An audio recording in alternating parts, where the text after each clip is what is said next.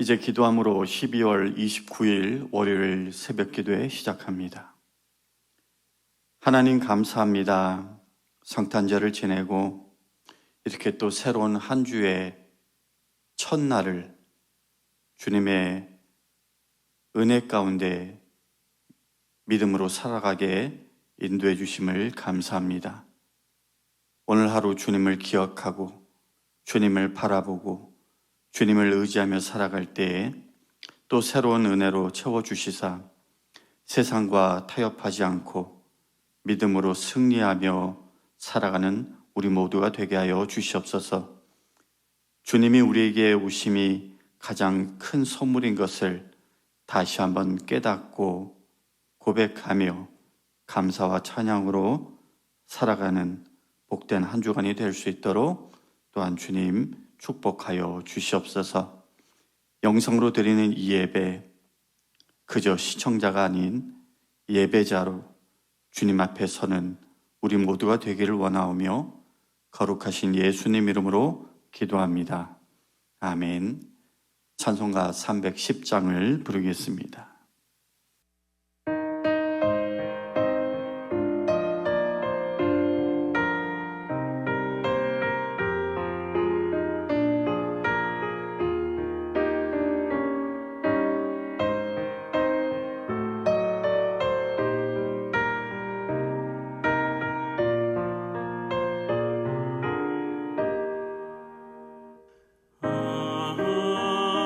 하나님의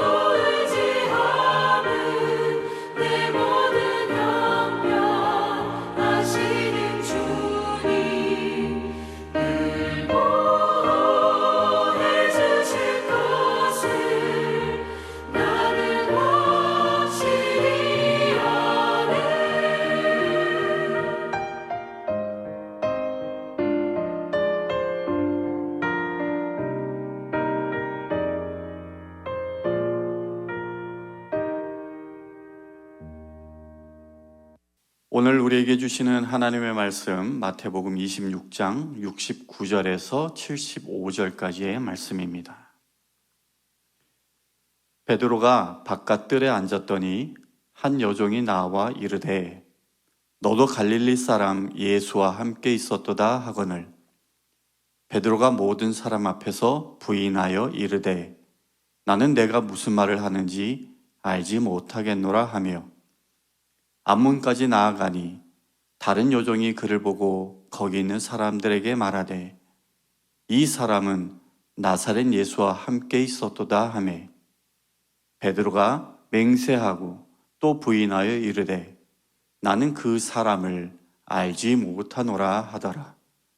조금 후에 곁에 섰던 사람들이 나와 베드로에게 이르되 너도 진실로 그 도당이라 내 말소리가 너를 표명한다 하거늘 그가 저주하여 맹세하여 이르되 나는 그 사람을 알지 못하노라 하니 곧 닭이 울더라. 이에 베드로가 예수의 말씀에 닭 울기 전에 내가 3번 나를 부인하리라 하심이 생각나서 밖에 나가서 심히 통곡하니라. 하나님의 말씀입니다. 사랑하는 제자들과 6월절 마지막 만찬을 나누시던 예수님은 제자들 가운데 한 사람이 당신을 넘겨줄 것이다 라고 말씀하셨습니다. 또한 제자들 모두가 당신을 버릴 것이다 라고도 말씀하셨죠. 그러자 베드로는 다른 사람이 다 주님을 버린다 해도 자기는 절대 그러지 않을 것이다 라고 장담했습니다. 그런 베드로를 향해서 예수님은 이렇게 말씀하셨습니다.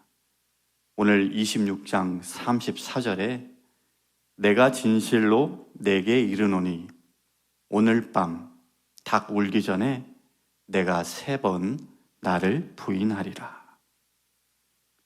그러자 베드로는 자기가 죽는 한이 있더라도 절대로 결코 주님을 모른다 하지 않을 것이다 라고 답했죠. 이런 대화가 오고 간 이후에 예수님은 기도하기 위해서 겟세마네라는 곳에 이제 제자들과 함께 가셨는데 이미 예고하신 것처럼 제자들 중 한 사람, 곧 가룟 유다의 배반으로 이제 체포가 되어서 대제사장 가야바의 집에 끌려가고 말았습니다. 그리고 그때에 그 또한 주님이 말씀하신 것처럼 제자들 모두는 주님을 버리고 달아났습니다. 아무튼 예수님이 대제사장 집에 끌려왔을 때에 그곳에는 이미 유대 종교 지도자들이 모여 있었습니다. 그들은 많은 거짓 증인들을 내세워서 예수님께 사형을 선고하려고 했는데요. 마태복음 26장 59절에서 61절은 이렇게 당시의 상황을 기록하고 있습니다. 대제사장들과 온 공회가 예수를 죽이려고 그를 칠 거짓 증거를 찾음에 거짓 증인이 많이 왔으나 얻지 못하더니 후에 2사람이 와서 이르되 이 사람의 말이 내가 하나님의 성전을 헐고 사흘 동안에 지을 수 있다 하더라 하니 이 말을 듣고 대제사장이 예수님에게 그 말이 사실인지를 물었습니다. 하지만 예수님은 침묵하실 뿐 아무런 답을 하지 않으셨어요. 그러자 대제사장은 당신이 하나님의 아들 그리스도인지를 직접 물었고 예수님은 방금 대제사장 당신이 그렇게 말했다라는 말로 답변을 대신했습니다. 이것을 신성모독으로 여긴 대제사장은 자기 옷을 찢기까지 하며 분노했고 그곳에 모여있던 사람들에게 어떻게 생각하는지를 물었습니다. 그러자 사람들은 이것이야말로 사형감이다 라고 하면서 예수님을 향해 침을 뱉고 주먹질을 하고 온갖 비난과 욕설과 조롱을 퍼부었는데요. 그런데 그런 와중에도 본문은 주님이 어떻게 했다, 반응했다라는 그런 내용을 전하고 있지 않습니다. 아마도 침묵하셨던 것이지 싶습니다. 그러면 왜 주님은 침묵하셨을까요? 두려우셨기 때문일까요? 묵비권을 행사함으로 당장의 상황을 모면하기 위해서였을까요? 아니면 어떤 답을 해도 소용없는 것을 아시고 체념하는 차원에서 침묵하셨던 것일까요? 어떻게 주님은 그렇게까지 침묵할 수 있었을까? 저는 보이는 것이 전부가 아니고 오히려 모든 것이 하나님의 섭리 가운데 있다라는 것을 예수님이 믿으셨기 때문이다라고 생각하는데, 그렇게 죽음의 위협 앞에서 침묵하며 하나님의 뜻을 신뢰하셨던 예수님과는 너무나도 대조적으로 비춰지는 한 사람이 오늘 봉독한 본문에 집중적으로 그려지고 있습니다. 누군지 아시죠? 베드로입니다. 예수님이 잡혀가실 때만 해도 모든 제자들이 주님을 다 버리고 도망쳤다라고 말씀드렸습니다. 따라서 그 가운데는 베드로도 있었을 겁니다. 그러나 무슨 이유였는지는 알 수 없지만 베드로는 도망치던 발걸음을 돌이켜서 예수님을 따라왔습니다. 58절이 그 내용을 얘기해 주고 있는데요. 잘 들어보세요. 베드로가 멀찍이 예수를 따라 대제사장의 집 뜰에까지 가서 그 결말을 보려고 안에 들어가 하인들과 함께 앉아 있더라. 먼저 베드로는 예수님을 멀찍이 따랐는데, 여기 멀찍이라는 단어가 말하듯이 베드로는 예수님과 함께 고난받으려고, 다시 말해 주님의 고난에 동참하기 위해서 따라온 것이 아니었습니다. 그가 그곳까지 조심스레 따라온 이유가 있었어요. 58절은 그 이유에 대해서 이렇게 말합니다. 그 결말을 보려고. 그 결말, 무엇을 말하는 걸까요? 신문의 결과일 수도 있고, 반대로 예수님의 능력이 나타나서 대적자들이 겪게 될 어떤 심판을 기대한 것일 수도 있겠는데요. 그게 무엇이든 간에 베드로가 지켜본 그 결말은 무엇이었습니까? 그것은 침묵으로 일관하신 예수님, 세상적으로 보면 너무나도 무력한 예수님, 그 모습이었습니다. 그렇게 실망스러운 결말을 보고 있던 베드로에게 갑자기 그곳에 있었던 한 여종이 와서는 너도 예수와 함께 있지 않았냐라고 말해버리고 말았습니다.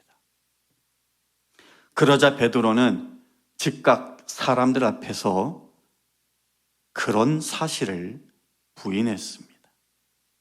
그리고는 어떤 두려움이 몰려왔는지 그것을 떠나려고 했는데 또 다른 여종이 베드로를 보고 재차 이 자가 예수와 함께 있었다라고 말하였고, 이에 베드로는 자기는 그런 자를 알지 못한다라고 하며 맹세까지 하며 주님을 부인했습니다.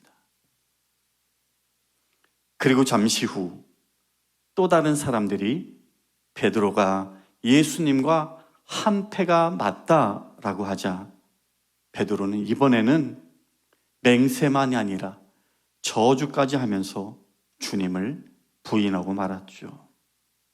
74절이 그 내용인데요. 그때에 베드로는 저주하며 맹세하여 말하였다. 나는 그 사람을 알지 못하오. 예수님은 자신에 대한 모함, 거짓 증언, 핍박, 폭력, 그 무엇에도 침묵으로 일관하셨던 반면에 베드로는 3번이나 거짓말로 주님을 부인했습니다. 차라리 예수님처럼 침묵했더라면 어땠을까 하는 아쉬운 생각마저 드는데요. 예수님이 붙잡히기 전까지만 해도 너무나도 자신만만했던 베드로였지만 그러나 그의 결말은 부끄러움 그 자체였습니다. 스스로의 결단만으로는 예수님을 따를 수 없다라는 그런 처절한 실패의 결말을 경험하고 만 것이죠. 그리고 곧 닭이 울었습니다. 그 닭소리는 예수님이 이미 자기에게 하셨던 그 말씀이 생생하게 기억나는 소리였을 겁니다. 그때의 베드로의 모습을 75절은 이렇게 보도합니다. 이에 베드로가 예수의 말씀에 닭 울기 전에 내가 3번 나를 부인하리라 하심이 생각나서 밖에 나가서 심히 통곡하니라. 어느 유명한 목사님은 베드로가 통곡한 것은 회개의 통곡이 아니라 닭이 울었으니 말 그대로 날 샜다. 다시 말해 자기가 끝까지 기대했던 예수님의 능력은 나타나지 않고 한마디로 다 망해버렸다라는 그런 차원에서 억울해서 울었던 것이다 라고 말하기도 하는데요. 재미있는 해석이긴 하지만 오늘 본문은 분명하게 말합니다. 주님의 말씀이 생각나서 통곡했다라고 말이죠. 그렇게 닭이 울고 나서야 베드로는 더 이상 도망치거나 변명하거나 부인하지 않았습니다. 그는 그저 자신의 실패, 자만, 자신의 어떤 믿음의 현 주소를 직면하며 울었습니다. 자기 자신이 어떤 사람인지를 분명하게 본 것이겠죠. 물론 베드로는 예수님을 배신한 가룟 유다와 같은 그런 사람은 아니었습니다. 그러나 그는 주님을 부인한 자였습니다. 그렇게 주님을 3번이나 부인한 베드로의 모습, 오늘 저에게 큰 무게로 다가옵니다. 왜냐하면 오늘날 우리들도 베드로와 같이 예수님을 부인하지 않겠다라고 고백하지만 정작 삶 속에서는 예수님을 부인하고 작은 것 하나 손해보면 큰일 나는 것처럼 그렇게 믿음 없는 자처럼 살아가기 때문입니다. 이것이 오늘날 우리의 어려움입니다. 베드로는 주님을 모르는 자가 아니었어요. 기적을 보았고 변화산에서 주님의 영광을 보았고 그 어느 제자보다 제일 먼저 주는 그리스도시요 살아계신 하나님의 아들입니다 라고 고백했던 자였습니다. 그런 그가 주님을 부인했습니다. 그것도 3번씩이나. 사실 베드로의 부인은 일찍이 예견되었습니다.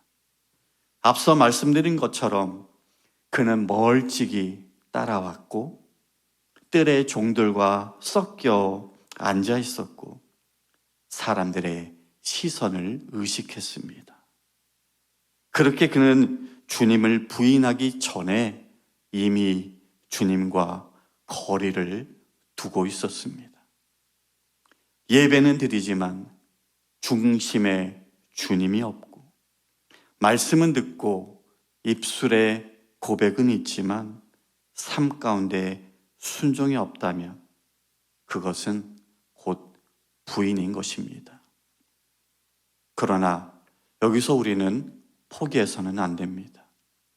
오늘 우리가 깨닫고 기억해야 할 한 가지는 이것입니다.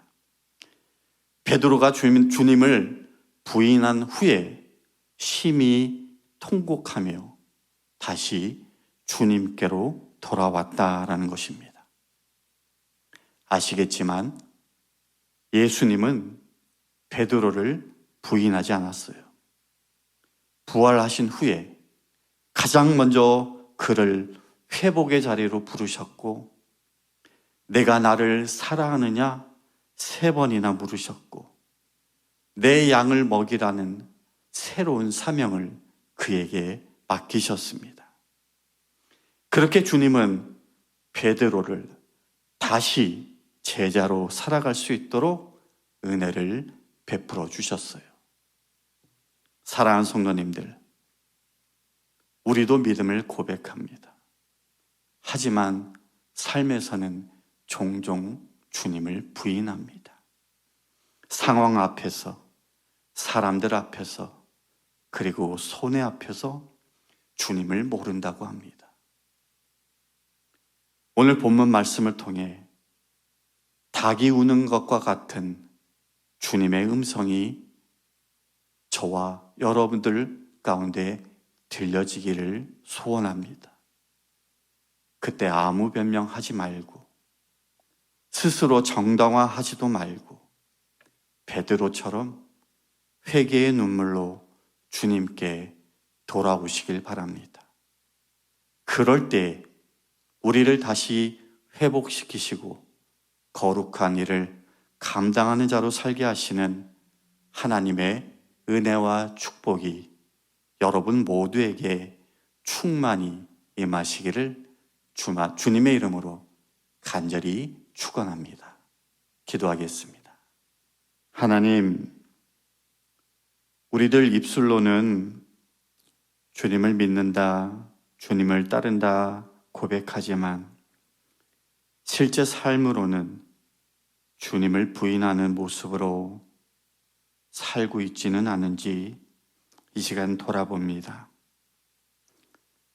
주님의 말씀에 직면하게 하시사 나를 바르게 돌아보는 은혜를 허락하여 주시고 다시 한번 통곡의 회개로 주님께로 돌아가서 새로운 사명으로 참된 제자로 살아갈 수 있도록 도와주시옵소서.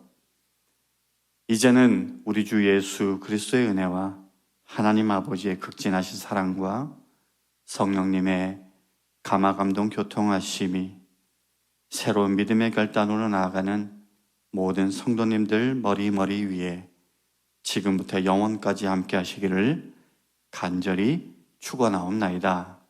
아멘.